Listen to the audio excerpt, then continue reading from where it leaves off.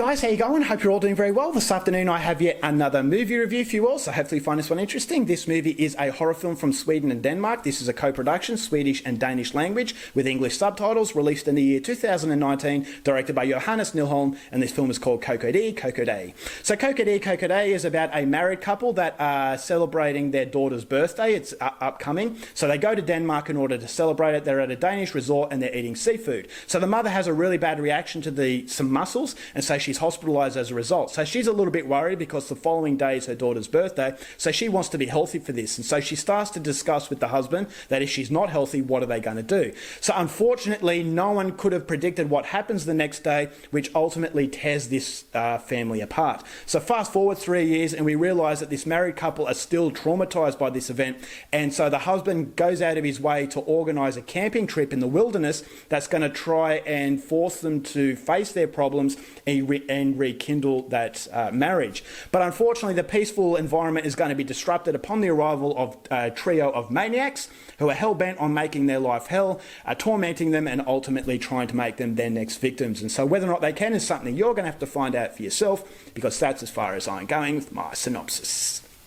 Now my thoughts on KOKO-DI KOKO-DA. Every now and then a film comes along that makes the really bad films worth it, and I definitely think KOKO-DI KOKO-DA is one of those movies. It's kind of like fishing. As far as a movie experience is concerned for me, it's like fishing. You cast in and you're hoping to catch gold. You don't initially set out to catch the gold, the biggest fish, but it's the anticipation, it's the excitement. That's part of the pleasure of actually doing it. And so watching movies is definitely that kind of feeling, in that, okay, well, that was a bad movie, but the anticipation that it was going to be a very good movie kind of makes it worth it. And so it's been a long time since I've seen that masterpiece that completely blew me out of the water, but I was hoping, each and every movie that I watch, I always have that anticipation. So although you watched a bad movie, it doesn't necessarily feel as though it was a complete waste of time. But finally, coming up to KOKO-DI KOKO-DA, I have found that movie I've been waiting for, and I just thought as though this is one of the most beautifully melancholic films I have seen in a very long time, and one of the most inventively strange films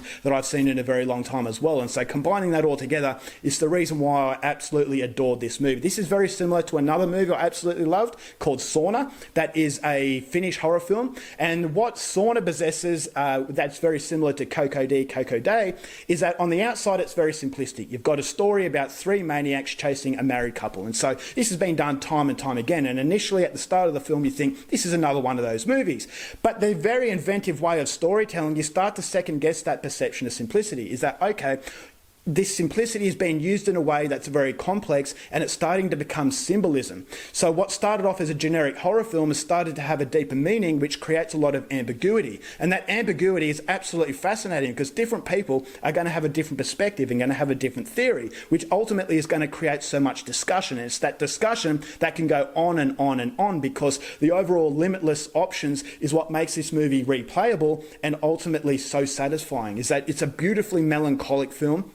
It's a movie that really moved me, nearly brought a tear to my eye, just the way it was told. This is a movie about human connection. So although on the visuals is like a facade, is that you've got three villains that are very stereotypical. You've got a married couple trying to cope with trauma, that's stereotypical. But these villains in this married couple symbolise a lot more, is that there has a greater meaning. And so also this wilderness that they're running through, is that it has a greater meaning as well. And you're trying to piece together what those meanings are. And so it's like a puzzle that you have to assort in your mind and actually try and determine what Johannes Nilholm is actually trying to achieve. And this is a movie that pays respect to the viewer's intelligence, and at the same time there are moments that have generic qualities that can actually make you enjoy it as far as a horror film is concerned. It has some very good horror set pieces. The movie doesn't really have any on-screen violence, it's all implied, but it doesn't really have to rely on its horror as much as it relies on its symbolism. And that symbolism just creates an endless opportunity for discussion, which is something I really, really love. But on top of that, as far as visuals are concerned, cinematography is excellent, and the animation in this movie was absolutely heartbreaking. This is what really moved me. You see the film and you'll know what I mean. It's very, very subtle, but it just really, it's a gut-wrenching experience, and it's just an experience that I could really sympathise for, but at the same time, that level of interest that's always evolving never makes the film feel as though it's stagnant. Now, there is a way of storytelling that's very inventive and very, very strange that reminded me of films films of the past that I'm not going to give away. The less I say about this, the better. But I can see that being a little bit of a negative for some viewers. But if you actually see this very deliberate move for what it is, it's trying to evolve the story. And the way it evolves the story is very, very curious. And so the ending is just as curious as the rest of the film. And so initially you think it's a very generic movie, but the way it builds up was just so impressive. You've got some pretty suspenseful moments. I thought the villains were great. As I said, you got very creepy villains on the outside, but on the inside, as I said, that symbolism creates something so much more than just a simple horror film. You know, I wouldn't necessarily bill this as a straight-out horror film. Yes, it's horror on the outside, but on the inside, you start to realise that it does have a lot of avenues as far as possibilities are concerned. So I believe that this is the first masterpiece that I've seen in a very, very long time. I thought as though it was just very, very sad. So be careful going into it, but as there's a very strange uplifting quality that the movie has as well. So there's conflicting emotions and there's a lot of curiosity that produces a lot of possibilities for discussion. So if you've seen the film and you want to discuss it with me in private message, then please feel free to do so. But it's just a movie that doesn't really come along all that often. A movie that really pays respect to the audience's intelligence, and it's just a film that, as I said, a lot of grey area, a lot of ambiguity, therefore a lot of discussion. So this is a masterpiece, definitely highly recommended. I'm going to give KOKO-DI KOKO-DA 5 stars. Alright guys, that's it for my review. Hope you enjoyed it. Till next time, keep watching movies and I'll see you later. Bye.